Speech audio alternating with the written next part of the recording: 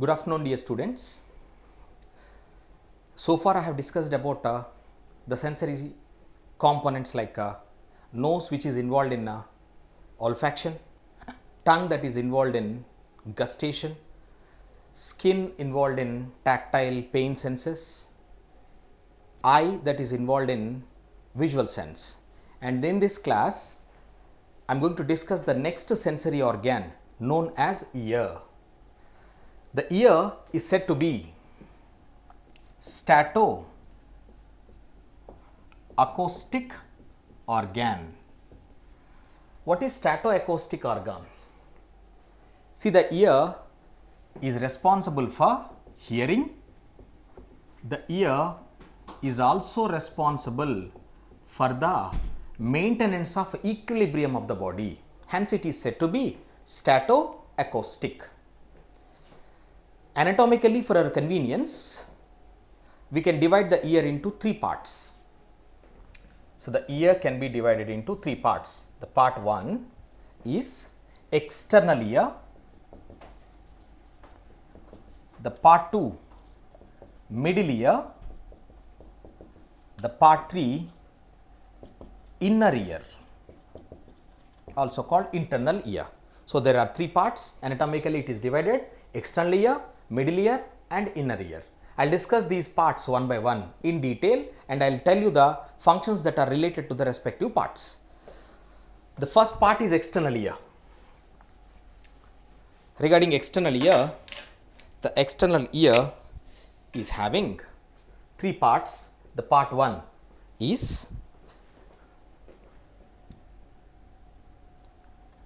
this is the part 1 of external ear.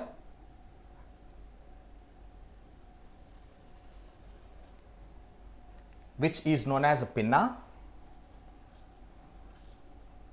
This is the second part, which is called auditory meatus, and this one is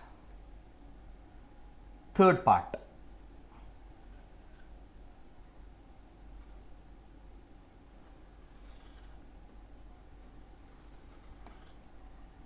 Which is known as eardrum. There are three parts in external ear. So, this is pinna, this one is auditory canal, which is also called auditory meatus, and this one is tympanum, also known as eardrum. So, there are three parts in external ear: pinna, auditory canal and tympanum. The pinna is made up of elastic cartilage and which is covered by skin. And what are the functions of pinna? Regarding the functions of a pinna, the pinna is associated with the sound receiving. So, the pinna receive sound vibrations from the environment. So, I can say pressure waves, sound waves are received by the pinna. Second one, it also acts like a heat radiator for the thermoregulation of the body. So, pinna is having two functions. One is receive sound waves. Second one is it acts like a heat radiator. Structurally, it is made up of elastic cartilage and covered by skin. So, after pinna, the next part is auditory canal. In this auditory canal is passing through a bone. So, the bone through which the auditory canal passing is a temporal bone. You know, temporal bone belongs to cranium. Our cranium is having frontal bone, parietal bone, backside is occipital, sides are temporal, ethmoid and sphenoid. Through this temporal bone, sides temporal, through this temporal bone, the auditory canal passes. This auditory canal, which is passing through the temporal bone, is having a hair and also having specialized glands. The specialized glands that are present in the auditory canal are ceruminous glands. These ceruminous glands secrete earwax. What is the function of earwax? This earwax filter dust and filter foreign components. So, dust and other foreign components that are entering into the ear are filtered by using the hair and also wax secreted by the glands. So, earwax function is to filter. So, this is about auditory canal, which is also called external auditory meatus, which is passing through temporal bone. So, next to the meatus, the third part is tympanum. You know, tympanum is known as eardrum. Let me discuss about tympanum. This tympanum is made up of, externally it is covered by skin. So, externally it is covered by skin and internally having mucus secreting cells. So, inside there are mucus secreting cells for tympanum, externally it is covered by skin, and the tympanum is the junction which is separating the external auditory meatus from the next part. Next part is middle ear. I will discuss and I will draw the middle ear later, but next part is middle ear. Tympanum acts like a barrier from the external ear to the middle ear, and tympanum externally covered by skin and internally having mucus cells. What is the function of eardrum? Eardrum vibrate when they receive sound waves. So, these vibrations are involved in the transmission of sound waves to the next part of the ear, and this eardrum can directly observed by using an equipment known as otoscope. Otoscope is an equipment which is used to observe the eardrum directly. If any changes, structural changes, or if any defects are there in the eardrum or tympanum, can be observed by using otoscope, and it is the barrier between the external ear and the middle ear.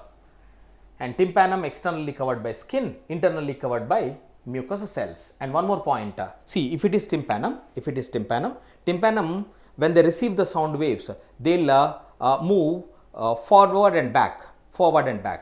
So, the tympanum, that movement from backward and forward is known as vibration. So, this is about external ear.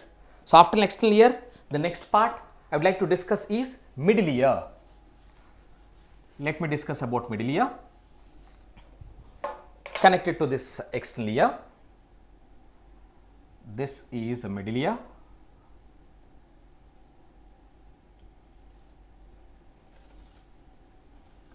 This one is middle ear. Within the middle ear, this air-filled space of the middle ear is known as tympanic cavity. This is tympanic cavity. Within the tympanic cavity, there are ear ossicles which are known as ear bones. There are 3 ear ossicles present here. Let me discuss one by one. This is the first ear ossicle, which is known as malleus.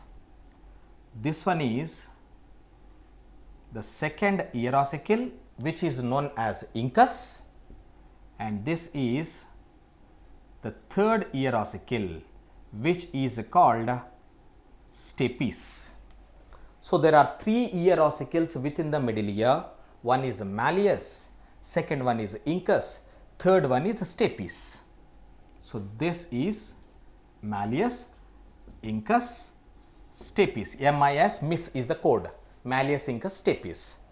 Regarding the malleus, incus, stapes, the malleus is known as hammer. The incus is known as anvil. The stapes is known as stirrup bone. So, based on their shapes, malleus is called hammer, incus is anvil, and stapes is stirrup bone. And one more thing, what are the functions of these ear ossicles? These 3 are said to be ear ossicles present in the middle ear. The function of ear ossicles can amplify the pressure waves while they are passing through these. So once the pressure waves cross the tympanum after its vibration, those pressure waves, while they are conducted by these ear ossicles, they will amplify the pressure waves. And you know, the malleus is attached to tympanum. So malleus attached to tympanum, and then stapes is attached to which one? Now very important point I am telling you. This is bone. This is bone. Bony partition which is separating the middle ear from the next part of the ear. Next part of the ear is inner ear. Middle ear is separated from the inner ear by a bony partition, but though bone is there, there is a connection between middle ear and inner ear through membranes. So this is a membranous structure. The membranous structure which is connecting middle ear with the inner ear, that is connected to the stapes, is known as oval window. This is oval window. One more membranous structure is present, same which is connecting the middle ear with the inner ear. So that is called a round window. So oval window and round window are membranous. They are membranous. But other than that, remaining region is a bony partition separating the middle ear from the inner ear. Okay, oval window and round window. Stapes is attached to oval window. Attached to oval window. Malleus is attached to tympanum. Between that, incus. And one more important point I want to tell you. Between malleus to incus, there is a synovial joint, freely mobile. Between incus to stapes, there is a synovial joint, freely mobile. So between ear ossicles, synovial joints present. Synovial joints present between ear ossicles. Actually, they are said to be with different names. So incudo-malleal joint is called a saddle joint. Incudostapedial joint is called ball and socket joint. And you know, saddle joint belongs to synovial, ball and socket joint also belongs to synovial. So they are freely mobile. With the help of this movement only, they can amplify the sound waves while they are passing through these ear ossicles. And this is a oval window. Oval window is the connection of a stapes with the inner ear. Next, the extension of middle ear tympanic cavity in the form of a tube, see, from the middle ear in the form of a tube towards our throat, means pharynx. This extension tube is called Eustachian tube. The Eustachian tube is made up of elastic cartilage. So this one, Eustachian tube. This Eustachian tube extending from the middle ear towards nasopharynx. Our pharynx is having three parts. Upper portion of our pharynx is nasopharynx, middle is oropharynx, and next part which is opening into the esophagus or at the junction of esophagus and trachea, larynx, is known as laryngopharynx. But this Eustachian tubes extend until nasopharynx. And what is the function of Eustachian tube? Eustachian tube function is it balances the pressure on either sides of eardrum. This total structure is eardrum, guys. Total this structure is eardrum. This total structure is eardrum. Then on either sides of this eardrum, the air pressure is balanced by the Eustachian tube. Balance the air pressure on either sides of eardrum, nothing but tympanum. So that is the function of Eustachian tube. So this is about middle ear.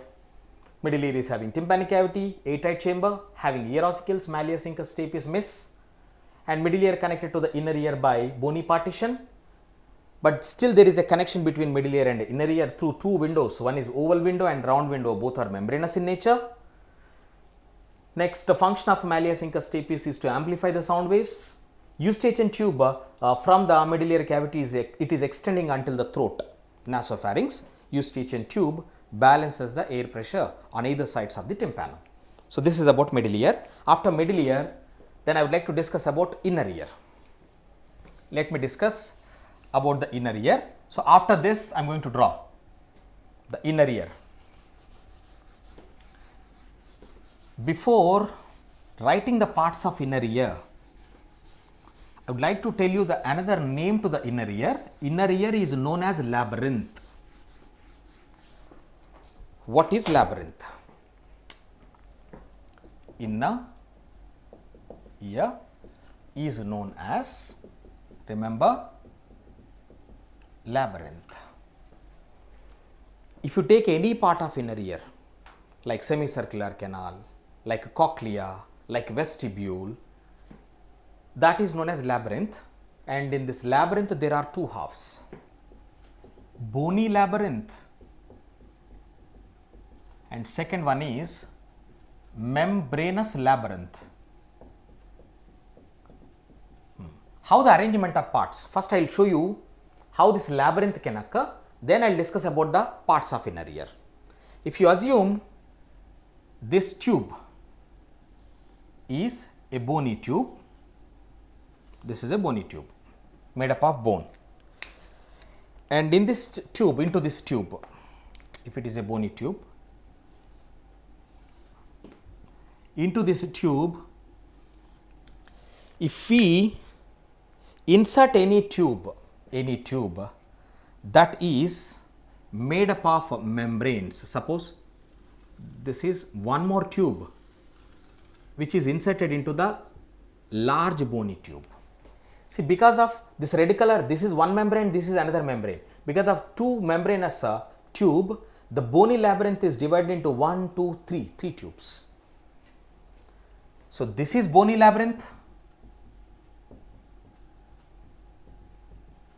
this is also bony labyrinth, but in between two bony labyrinths, you know, this is called membranous labyrinth, which is in between two membranes. Next part, listen carefully.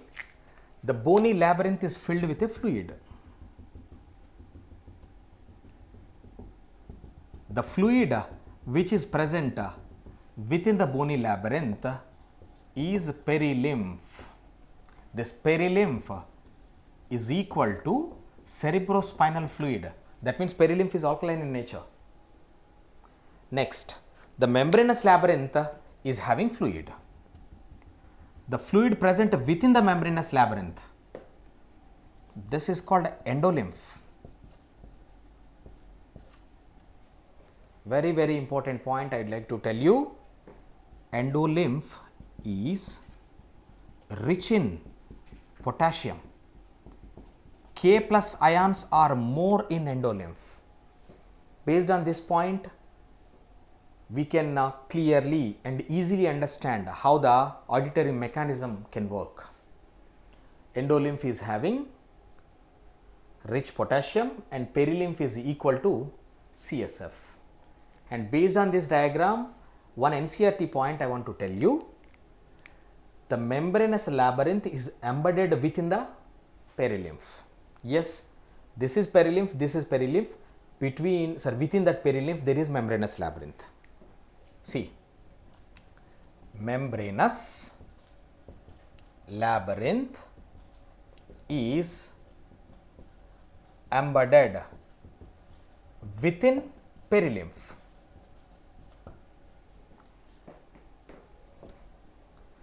Membranous labyrinth consists of endolymph. 2 points. Membranous labyrinth consists of endolymph. It is present within perilymph, it is having endolymph. So this is about labyrinth. Generally I can say bony partitions, membranous partitions that are having fluid. Next, let me tell you about the different parts of labyrinth, inner ear. Inner ear is having three main parts. One is semicircular canals, second one is vestibule, third one is cochlea. Let me discuss about them. So, inner ear is having three parts: semicircular canals, second is vestibule, third one is cochlea. Let me discuss one by one. First, I would like to discuss about semicircular canals. See, this is bony partition. This is bony partition. Between the middle ear and inner ear, here there is oval window and round window. I will draw them later. Now, in the inner ear, I want to tell you about semicircular canals. Assume this is one semicircular canal.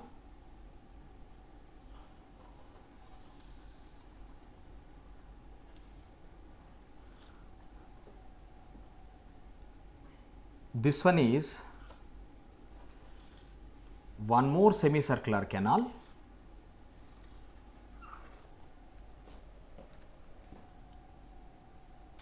and this is one more. So, there are three semicircular canals which are arranged perpendicular to each other, right angles to each other, and each semicircular canal is having same story like labyrinth. So, this is bony, between them membrane. For one, I can show you. So, this red color is membranous. This red color is membranous. Within the membranous labyrinth, there is endolymph. Within the bony labyrinth, there is perilymph. So, externally bony, internally membranous. These are the three semicircular canals. Semicircular canals. These three semicircular canals are having both bony and membranous, arranged right angles to each other.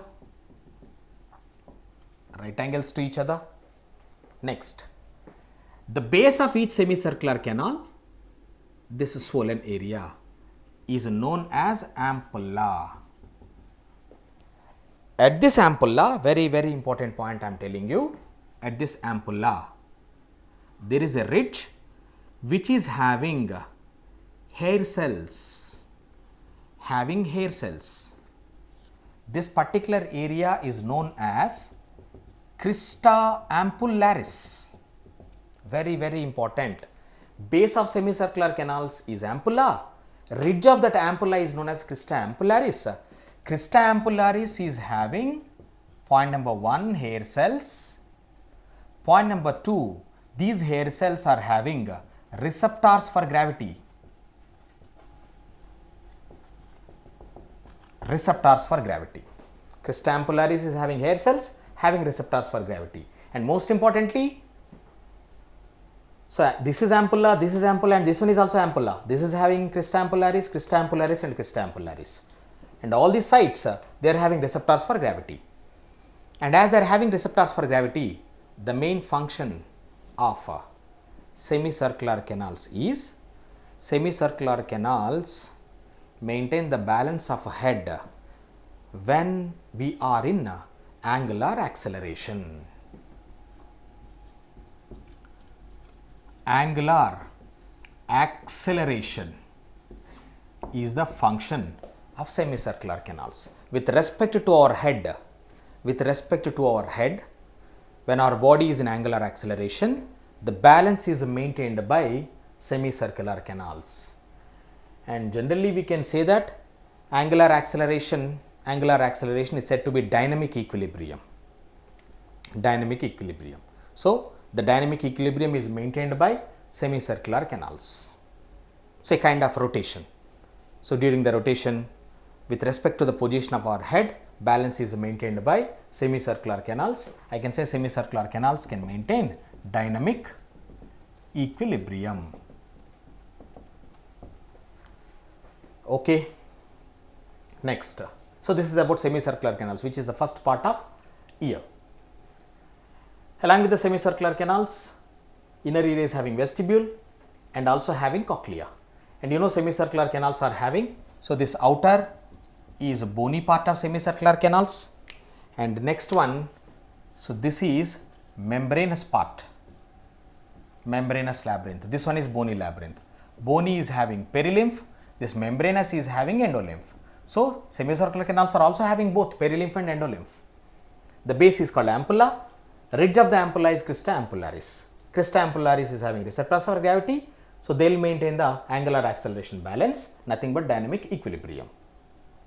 So after this, vestibule and cochlea I have to discuss, and I will discuss about vestibule and cochlea in the next class. And in the next class, I will discuss about the mechanism of hearing.